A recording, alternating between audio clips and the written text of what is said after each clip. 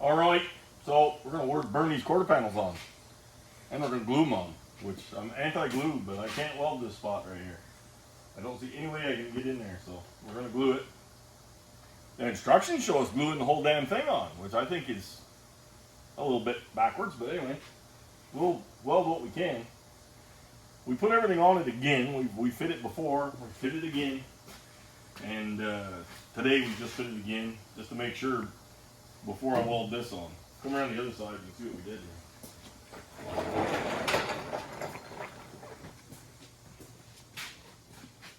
I think from the last video we had everything screwed in place, we blew it all off and sandblasted everything, and now we're getting ready to weld the new stuff on. So we started like this on the other side this morning, and then we screwed all this stuff back in place, kind of where we had our guide holes before, and then double checked it by putting the quarter on to make sure the door still lines up and all that stuff before I burn this on, because well, that wouldn't be a hell of a lot of fun to try to go back and redo that. So that's taken care of. So now I gotta weld this in place and put the quarter panel back up there and weld that in place. It's all pretty straightforward. What we do, we drill a little hole, and where we're taking out our spot welds, we just rosette weld right back through that hole.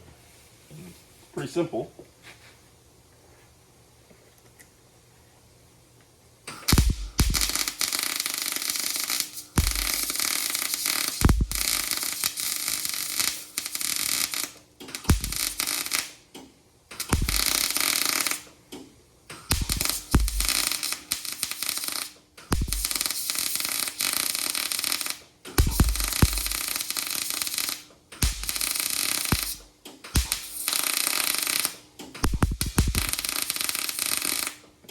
I just occasionally let it cool.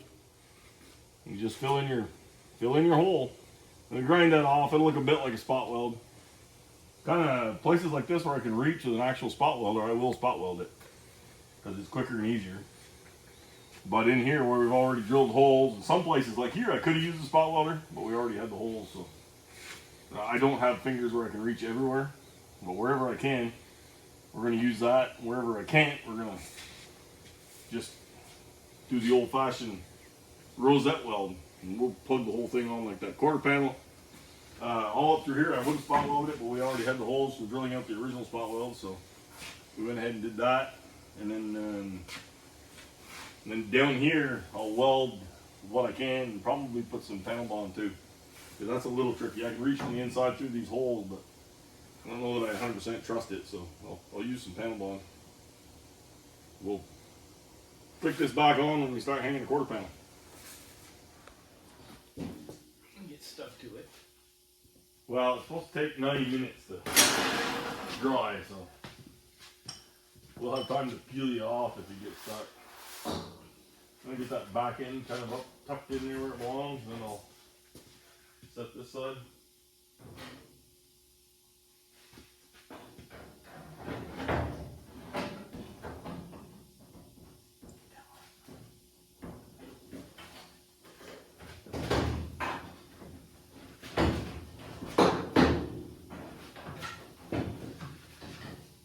Binding on. Oh, wait, your finger in there? No. You were grunting, I thought your finger was in there. I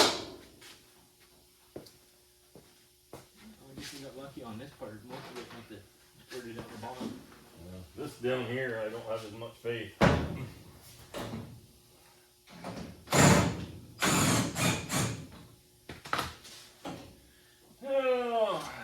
Back. Check that door gap, make sure we're good there.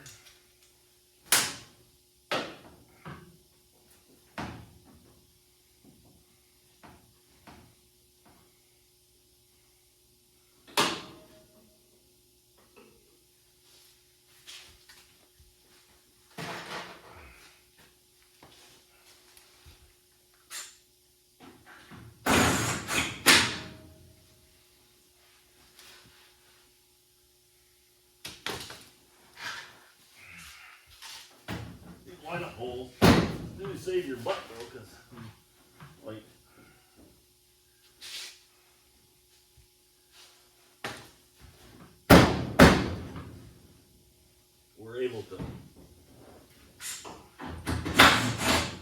pretty damn close. If we're not right on. We'll have to put that taillight panel in though before we start. Yeah, because may change this a bit.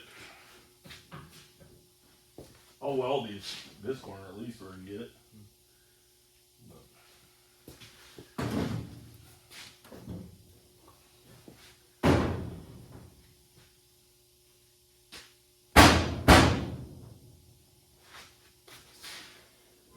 Clamp this dish in here. John, you look like you've been to the doctor and used that too.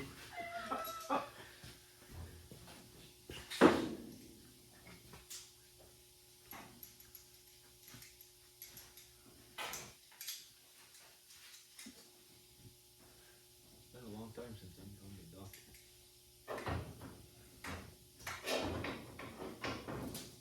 The only time I go is just to keep my truck driving license. I'm gonna do a physical every few years. I told them it was age discrimination. When they started making me do that, I called the government and said, why the hell do I have to do a physical? I said, I haven't any wrecks or anything. Like, what is the deal? Oh, I think it was when I turned 45 or something. Oh, it's because you turned 45. It's like, that's age discrimination. Oh my God, they had a fit. They didn't even want me thinking about bringing that up. Yeah, but look at some of the things they got driving trucks now. Oh, truck driving business is gone to shit. When I did it, you know, like, paid pretty good. I mean, I could, like, late 80s, early 90s, I could make $1,000 a week. You're still making fucking $1,000 a week. I mean, they pay more per mile, but it costs you more to live on the road. It costs you, taxes are higher. I mean, everything is. Yeah, you got to deal with all the fucking idiots. There's more idiots on the road now than there ever is. But back in the day, like, it was hard to find trucking work. You know, there's drivers looking for places to work. Now, everybody's looking for drivers. Well, it's because they don't pay like it used to. What the hell did they do with my helmet? Well, there it is. This, I remember Billy was working at Goodrow's as a mechanic then, at the Pontiac dealer there, and he'd clear 300 a week. You could go drive a truck and make $1,000. You know what I mean? Today's world, you make just as much staying home every night being a mechanic. So it ain't what it used to be.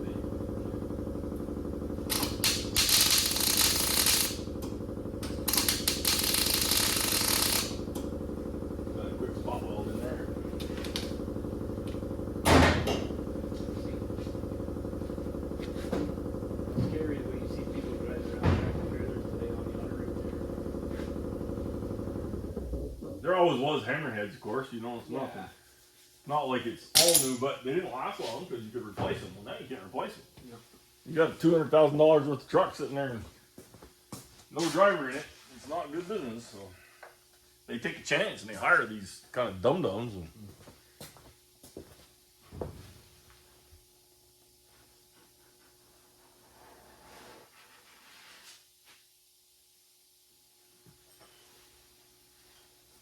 supposed to have that crack there, so trying to keep that crack.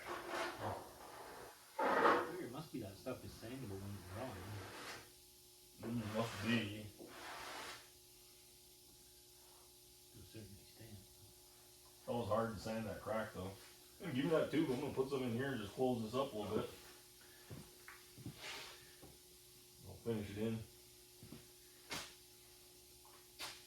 You are in fantastic shape today. A little bit if I step on this. Glue you to the floor. You won't have to. You'll have a good excuse why you can't move. If you're glued down.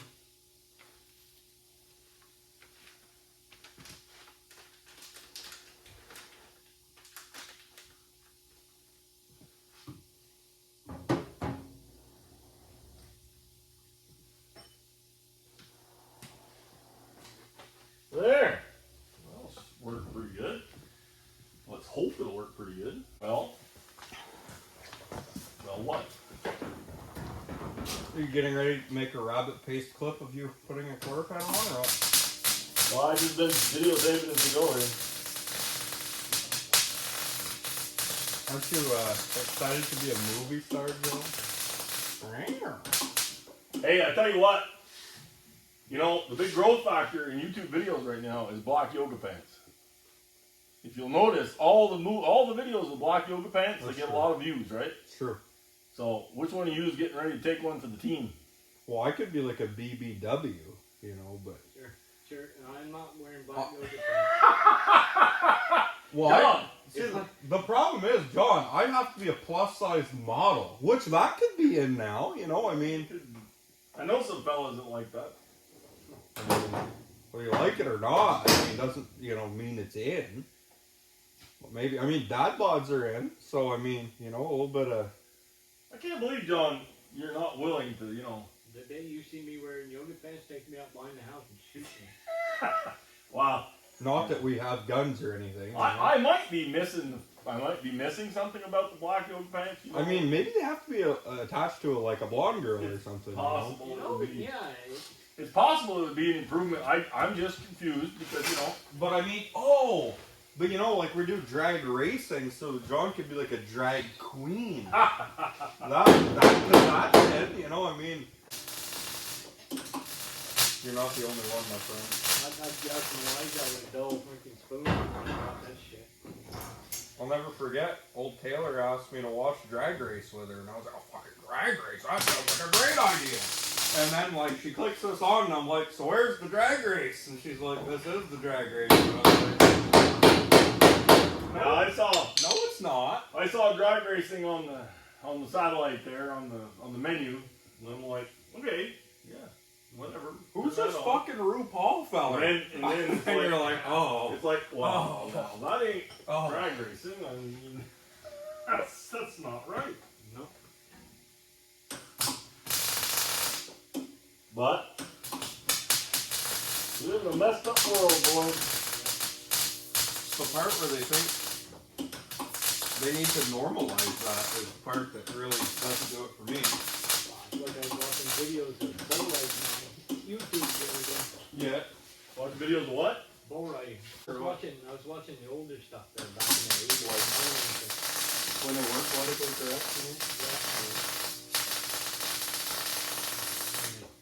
I used to watch a lot. They showed a clip on a bull there they used to ride years ago called Bodacious. Yep. Yeah, he was a mean son of a bitch. Yeah, I remember watching it. That I used to like watching it, you know, back when you had guys like Troy Dunn there, the Australian guy and stuff. They were pretty interesting dudes, you know. I mean, now they're all little runty dudes, and mostly Brazilian. Old Really? Yeah. A lot of the Brazilians are big time. Huh. They're hungry. They're a little hungry, the boys here, so they dig, you know. Yeah. They fucking watch try it, hard. You watch it now, and there ain't too many good old Canadian or American boys in there. I watched Andreas there when he came in. He was one of the first ones. He ripped his bicep off on his riding arm, and he changed arms and kept on riding.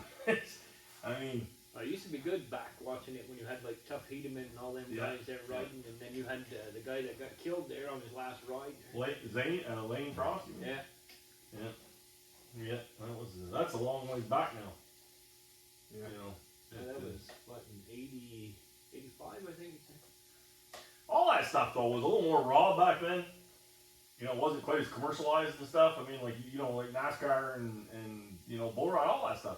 They've gotten so damn they drug politics into it and political correctness and sponsorship to a point where cruelty to animals and all that. Yeah, everything they can thing. put on there. The big thing is the money though. The money got big and the sponsorship came in and they had to start cleaning everything up and just, you know, it's not real anymore.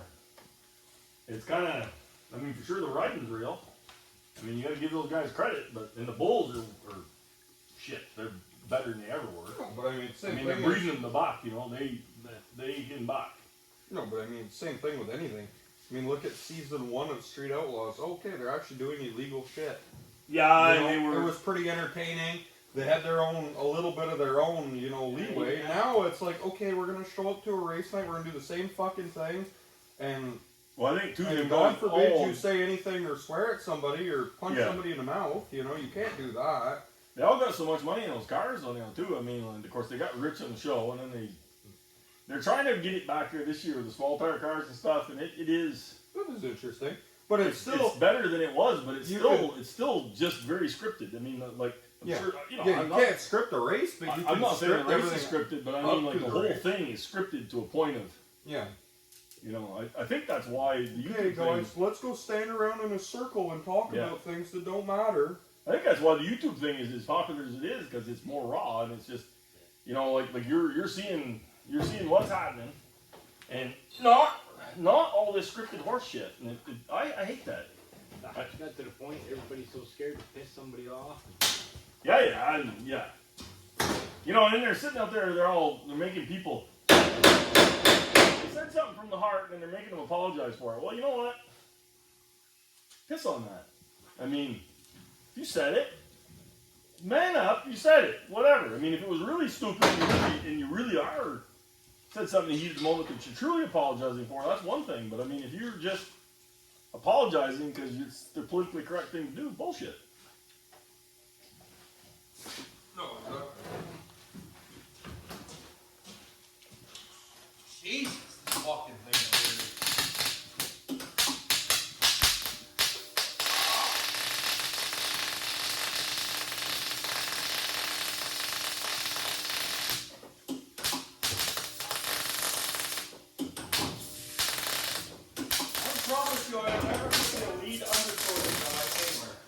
What's that?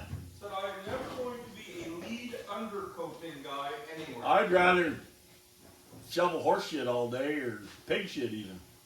No, I take undercoating over big shit, but I don't know. I really don't like that job. I don't either. You could tell by the first 5 minutes of me swearing at it last night.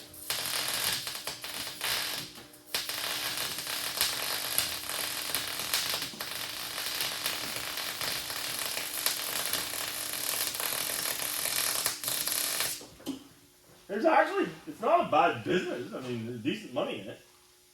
I sure as hell just don't want to do it though.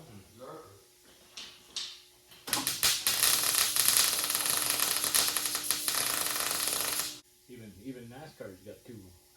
I watched the Daytona 500 there on Sunday. The cars are all the same. There's no, unless they stay in the line, you pull out, you can't go by anybody. You end up in the back. I love NASCAR. I mean, I watched the shit out of it for years and years and years. I did too. And I kind of. Till Earnhardt died, and then it went. I kept watching it after Earnhardt died, but I just lately here, last couple of years, it's really lost me. Again, it's kind of that same thing. It's so you know, esoteric and clean and correct, and you know. And I mean, cars. And one thing too, you know, the cars don't break anymore. I mean, the cars are almost too good. Yeah. You know, back in the day, you'd have a 500-mile race, and part of it was attrition, part of it was keeping your car under you. Yeah. And now the brakes are way good, the engines are better, everything is, you know, I mean, the cars are really too good. That's part of the problem. Yeah. And then the damn drivers are all these little runty dudes. I mean, hell, we used to look up to somebody like Cale Yarborough or something, you know what I mean? And hell, you run your mouth to them guys, they're going to stick a foot in your mouth, you know? Yeah. I mean, now it looks like midget wrestling if they get in a... You can't say that, Don. It's small people. Whatever, small people wrestling. Jeez. But I mean, look at it. They had a couple fights there last year. I mean, that little Gibbs kid. I mean, my God. And a lot of them drivers, if they don't win, they're crybabies. Like Kyle Busch there, he's always crying about something. Kyle's a crying. There's no question about that. He drives a Chevrolet now. We sort of have to like him. No, we don't. We really fucking don't. I didn't like him when he drove a Chevrolet for Hendrick either, though. But that's what Miles was asking. He's like, so do you want Kyle Busch to win? I said, what the fuck did you just say to me? He's like, drives a GM now. And I'm like, you can drive a fucking space gun. I used to like it back in the 80s, early 90s, back in the racing.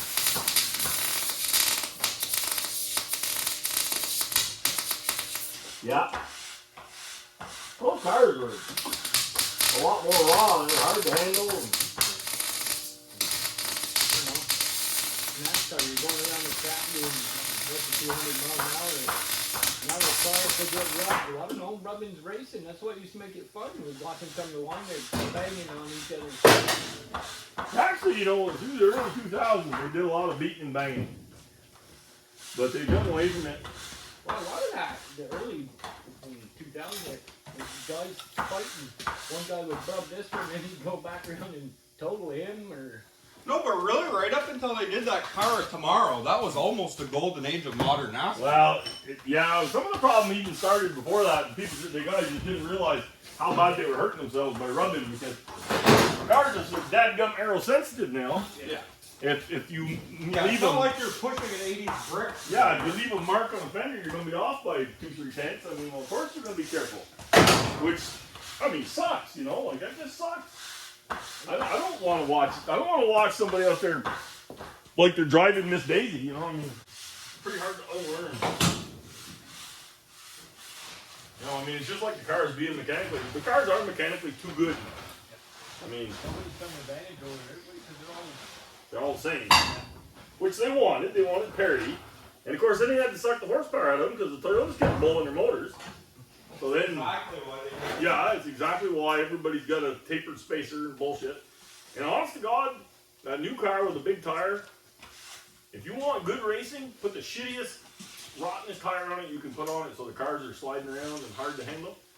Racing's way better. You're putting a bigger tire on a car, all that does is make it, all your aero and everything else just gets more prevalent. that's a big killer there too. Toyota's leading. What happened to the day when it was Ford, Chevy, and Dodge? Yeah. Yeah. Yeah, I don't know. I don't know. Toyota in I don't know any real NASCAR fans that gives a flying flip about Toyota. Honestly, Toyota probably has took me out of the sport more than anybody. And then when I was on the, when we were racing the dirt modifieds, I really kind of got into the local track stuff. And honestly, I mean, if I'm going to go watch racing, I'm going to the local track. You know, and it's better racing. For one thing. Oh, definitely. You know. Definitely, because you have some of that raw, unscripted, like, real deal with something. Yeah, and it's more accessible. Like, you feel like it's something you can be, well, you can be a part of it. I mean, you know. I don't think the crate engine thing is a very good part of that, what they're doing, but No. I guess it makes it cheaper maybe for some of the rich people, but the guys that used to build their own motor, you know, I mean, they're kind of knocking them out of it, which I don't like that part, but I mean, not everything is rosy and perfect in the land of, Well, their idea is it gives parity to the poor people, but at the same time, it doesn't too, get parity to poor people. I can throw them motors together for little to nothing. I know that, but what I'm saying is, they think that does, but then you have the rich fucker over there trading motors, dynoing fucking 25 602 crates to find the one with 6 more horsepower than the Yeah, I other mean, one. Stefani does that, eh? Like, Yeah. and fooling around with tuning the little bit you can touch on them because they're sealed, you know. You can't really touch nothing. Well, they'll frig around for 5-6 days on a dyno. Fucking Trying to add find 10 vacuum horsepower, leaks you to know. them and every other goddamn thing. And Like, 10 horsepower on a gutless car is something, you know. But I mean, like a dirt car, when we were racing the dirt cars on asphalt, especially, handling was big, eh? And I mean, we had guys crying, oh, he's getting illegal motor, he's getting illegal motor. It's like, how many horsepower your car got, you know? He says, well, one of the guys, he was down. He said, yeah, he had 5 something. I said, all right. I said, what point in the corner are you on for? Wow, kind of when I get straightened out. It's like, okay. I said, where are you getting past? On the straightaway or in the corner? Well, I guess in the corner. Well, I said, then how much does horsepower matter? I said, fix your chassis. And but now half them guys, they didn't know if they were tight or loose, or they had no clue. You could watch them. They'd be turning in. I mean, all kinds of wheel in the car, and it's not going anywhere, and then it would bite and it would get loose. Well, car's loose. They'd come in and say, car's loose. Car's not loose, dude. Car's tight. Well, no, it's sliding sideways. I said, yeah, it's sliding sideways when the front wheels finally catch. And the ass end will go. They never always got it. I was working on Danny's car, and finally first time I'd ever touched the chassis on it, we were down in Malta, and they had taken the dirt off the track. It was a little bouldering, pretty cool little track. We had the 327 in the race car. And he's going around there. I mean, this thing's pushing so bad, the front tires are chattering. Literally, the front of the car was like, That's awful. oh yeah, so I started cranking fucking right rear spring into that car. Of course, we had no springs, had no nothing. I think I damn near qualified in the right rear, and I said the last practice, it was the last one. And I put 3 more turns into it, and I said, go get it. And the guy sitting beside us, I told Danny, I said, I just chucked 3 turns in the right rear, go try, you know. And the guy beside us was like, meanwhile, you chucked 6 more before that. I think I must have put like 15, 16 turns in that right rear. I took a bunch of right front spring out of it, and I was doing everything I could to get that sucker turned, you know. Anyway, he goes out there and he can damn near flat foot that thing all the way around that track. I mean, I think we had the fastest car there. We go into the qualifying race and Dum Dum gets beside us, and I don't know what the hell. We're starting 3rd or 4th row back because you didn't qualify for it. You just drew for your qualifying race.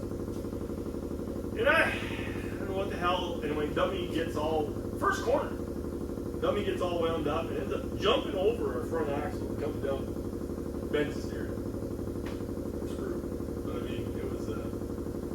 It was interesting to see that car go from, because even that car, when it would finally bite, and it really clued to me that day, it would finally bite and that sucker would go around on it. But then, once I got it, I kept loosening the car. Boy, I mean, and when that car was right, especially at the Plattsburgh, when that car was right, he'd go in the corner, and I'd say, how much you turn the wheel? Not that much. I mean, just barely touched the wheel in that car. And the wheels looked straight on that car when it was right, going in the corner. Because you hit that banking and that, you know, the staggering tire and everything. That thing would just go around the corner. Well, you know, anyway, you get your teeth in that shit.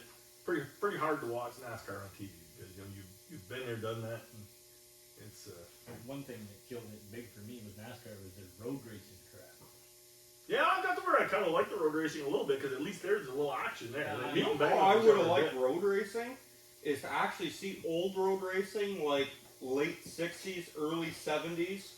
Like, yeah, they did. There's old, I know. There's old videos. I know, of but Riverside like you want to make something cool, race fucking Carinos and shit around the they road. did. That's cool. They did. They raced Riverside, I think, somewhere over here. Yeah. No, that's cool. Like, that's fun to watch to me. Stuff like that, but the new cars, Old Earnhardt, man. Yeah, I know. Shot the grass. Yeah, just it's like screw the S's, man. Yeah, that was the real pass in the grass. He didn't even pass anybody at Daytona. He just like. That wasn't that. The pass in the grass was Charlotte. Oh, like yeah, you say, Charlotte, he didn't actually pass anybody. Elliott knocked him down there, and he just maintained. And he held her on the wood and came out of the grass. But the coolest thing I think he ever did was, I think it was in Richmond. He got mud all over the windshield. Under caution. Sat on the. Undoes the seatbelt. Sits on the door He's rubbing the windshield, trying to knock the mud off. Can you imagine today? If somebody did that? My God, that'd be a safety violation. He'd be NASCAR, suspended 6 races. NASCAR would have a panic attack. You know that? But that was.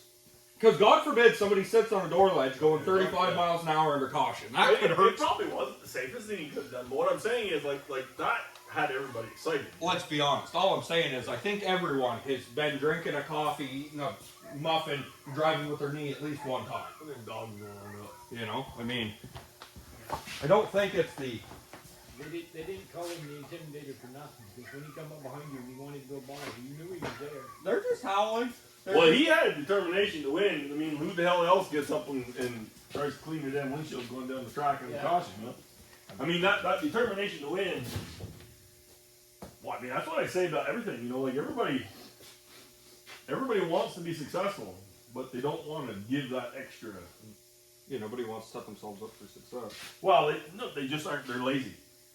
End of the day, they're lazy. You know what I mean? He was aggressive, yes, but I mean, he wanted to win.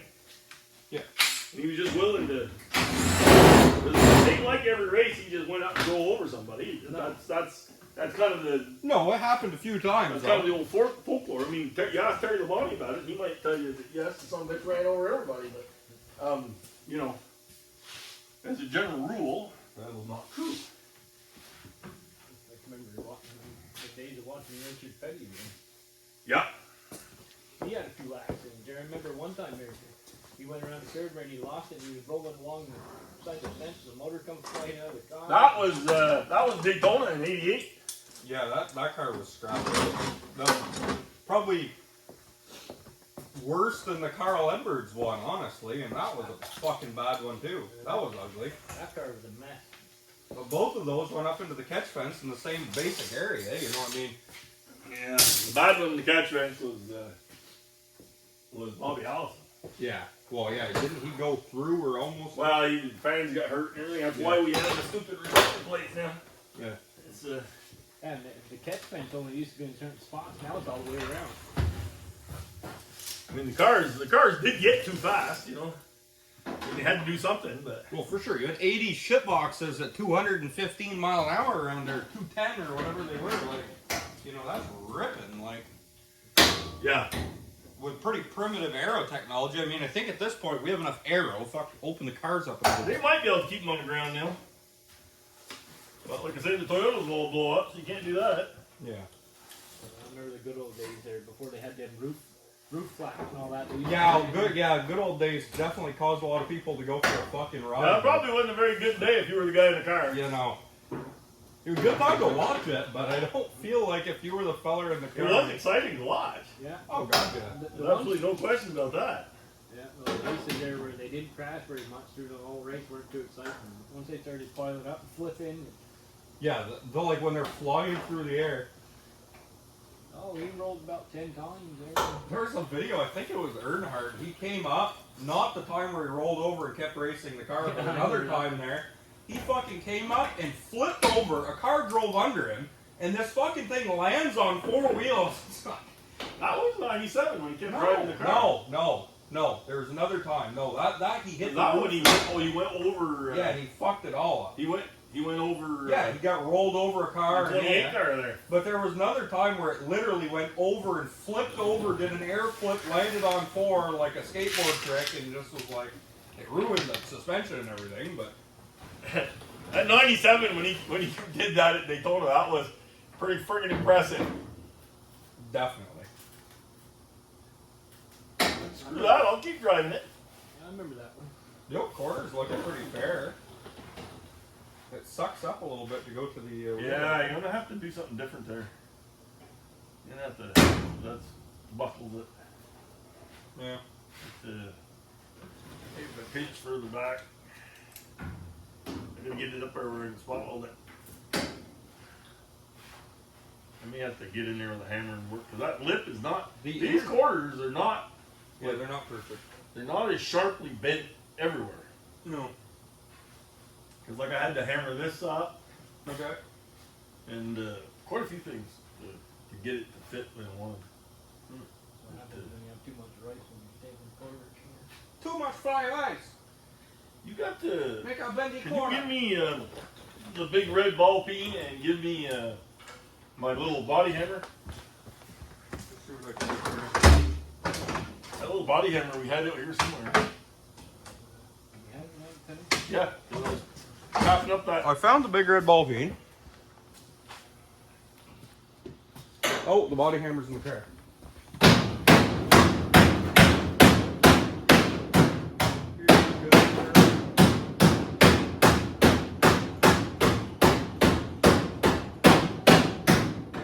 That trunk filler panel didn't fit very good, so. No. You mean the drop down or? Hey? You mean the drop down or? Yeah, the drop down to the inner fender? Yeah. Inch gap. Holy cow. Not anymore.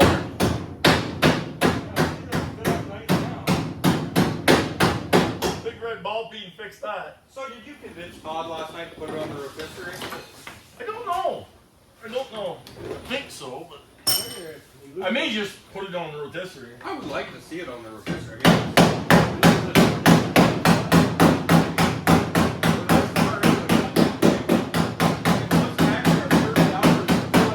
Under the car. I mean, Honestly, it may be easier for me in the long run. I feel like it no, may but be. I mean, at this point, what tells another 2 hours? Well, that's it. We're torn down, so that's what I told him last night. The only thing left on the car is the front end and the differential. Well, the front end's going. Yeah. Yeah, we're getting new. The differential was new, like fucking. The differential's gonna fall. I mean, I drop off the 4-link, it's down, you know. He says he wants it powder coated pink. We should do it just to be a smart ass. That would be hilarious. It wasn't so expensive. No, honestly, that he said that, we should buy some pink spray and peel. If it wasn't such a pain in the ass to take it off, we would. But honestly, we should bring all that stuff up front there. We might as well bring all that stuff up to Thursday or Tuesday or somebody and have all that stuff refreshed. I mean, the car's going to be brand new at this point anyway, so we just refresh like an hour ago. I just don't want to make it so nice he won't drive it. But he'll drive it anyway. Probably will. He drives the piss out of it. But. I mean, it's like me. I can make something as nice as I want.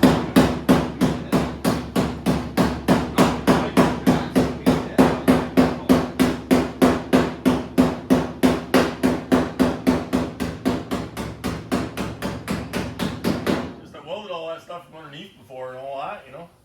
It'd be nice to, you know, flip it out and grind everything nice. We sandblasted everything nice and clean. I can kind of, you know, spend the day just, well, actually that sharpened that up a lot.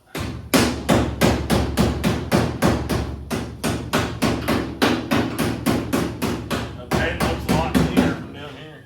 Yeah, it looks a lot better from out here too. You can actually tell that line's cleaned how it should be. Try and reach up in there with my spot welder and spot weld that. Fucking spot welder, that's a heavy little bugger though. Yes, it is. My God, get a hold of that. It'll make a man of you in a hurry. But, You're like Bruce Jenner by the time you're done. I mean, what? ah, Not sure that would make got it a couple run. holes down here I gotta remember to weld. You drill spot holes. Did she tell you that first time you grabbed hold of her? Bruce Jenner? No. We're talking about running and jumping. I don't see yours running and jumping. I think I guarantee you she ain't running or jumping. we got 15 on the Richter scale. That's a larger click. That's what I'm thinking. Is there even a 15? I don't think so. I don't think so either. Word is yeah. Doesn't that go to like a magnitude of 10 or something? Isn't that I like think a 5.5 is about as big as you get. I think that's destruction. Yeah, 'cause how big was it, that one they got in San Francisco a couple years ago there that pancaked people between the bridge there when it collapsed? I don't, yeah, that was a good one. Yeah, that was cool. 4.5, 5, something like that. That's a pretty nice guy. Bowie? That turned out alright. Looks good. We got some more welding to do after lunch, but Oh, she looks fair. I'm gonna go put my battery on charge, the old 3rd gen. And then I'll just beat it. happy. And then I'll just beat it. I have to spot weld all at the bottom, get those vice clamps freed up, and then I'll clamp this up here. We gotta do it. I'll probably put the front fenders back on for a test fit on that car. Test fit that hood, make sure it'll gap out. No, you'll have to. Because You'll have to. good chance that doesn't. Everybody says they do, almost perfectly, but It looks like a nice hood. It looks pretty straight. I'm curious to do a test look on that anyways. Look at that. That fits pretty nice in the back, man. Yeah, you're still, how long till your lower piece comes in? Oh, weeks. Weeks. Yeah, maybe. So you'll weld all this in a period of weeks. Yeah, I'll just I'll leave it sitting on here. Yeah. I'll get everything together and then I can cut that out. You know, honestly, I need something done to get my back end centered right now anyway. So this keeps my heights and everything. Yeah. But I mean, if all my gaps stay good, you know, what the hell. But yeah. It looks good. The thing is, I'm in this bullshit here. I'm getting rid of this because I don't that's, think of a choice. I mean, just cut that no, shit that's just, there and, yeah, I'll just cut it off down here and I'll bend a new one. Yeah. That's just sad. I mean, yeah, no, that just some. who the hell, you know? Yeah. Even the other side's the same. Yeah, there. You know, that's just shitty workmanship. Who thinks that's okay? Like the rest of the quarter I can work with, but that I can't do nothing with it. No, that's terrible. That's just gotta get cut off. Well, you can tell some fucking fool just grabbed this with some pinchers too and just kind of. Yeah. I don't think the die even fits that. Right, the die goes up flat and then some fool grabbed it with some pinchers and. Yeah. Hey, look. Oh, we make nice edge. I'll just bend a 90 or a trough. I don't know which I'll do. I'll maybe try. I don't think I can get close enough on that to bend. And they could at least left it sticking out far enough so somebody knew what they were doing, could bend it so it matched the rest of it. It's pretty hard to do. It's easy. We put it on the brake though and just bend it, and then I can, if I need to arch it a little bit to Stretch it. like if I want to make it fit the trunk lid height a little bit, I can actually sheet to that a little too, it'll help. Definitely. So I can go on the stretcher and just kind of make a very slow arc. And then we'll see. But like I said, I'll weld all this down here and then we'll get both quarters on. We'll worry about that. That'll be another day. That ain't critical. If everything, we got nice trunk gaps and I'll worry about all that shit first. So because you know, like that other quarter, I know I'm gonna have to cut the top of it and pie cut it a little bit. So we're gonna do that, and I'll weld some wire on the top end of it. I want both gaps the same basically. And then we'll have to put those pieces back in there too, because I know like those trunk hinges are so fucking loose that you know you can't depend that trunk. They put those little rub deals on there for a reason, you know. So we'll get those back in place. And, that's the last thing. We'll fix this. We'll fix this channel and then do that. But that'll make a pretty damn nice job on the back of this car. So this side's basically done. Just a little bit of grinding left to do on the welds in here, but basically done. You kind of see what we did. Just fit. Everything fits nice. Gaps are nice. Trunk gap is nice. Down through here, all where it finishes off in there, it all came out good. I'm pretty happy with it. This has just a touch. Trunk that I think we need to lower the hinge just a bit more, and it might be a little bit of a crown difference here. But we have to do these gutters.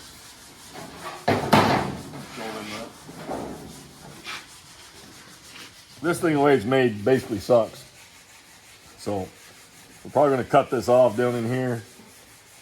I don't think in my bender I can make a full trough. I need good square corners like this. So I may live with this vertical here. Cut down here in the bottom, bend it, put it on the stretcher and put a bit of a crown to it. Weld the center first, and then the two ends, pull it out and just see if it kind of builds any crown into that panel. It might. We'll see. But that's overall. See how all that fits in there. Come out pretty nice. That gap's pretty nice. She's doing good. The other side, all the inner stuff is in. Not completely finished, but it's well on its way. So got a little bit of welding left to do. We're ready to hit this quarter. Well, that's one day. I'd say another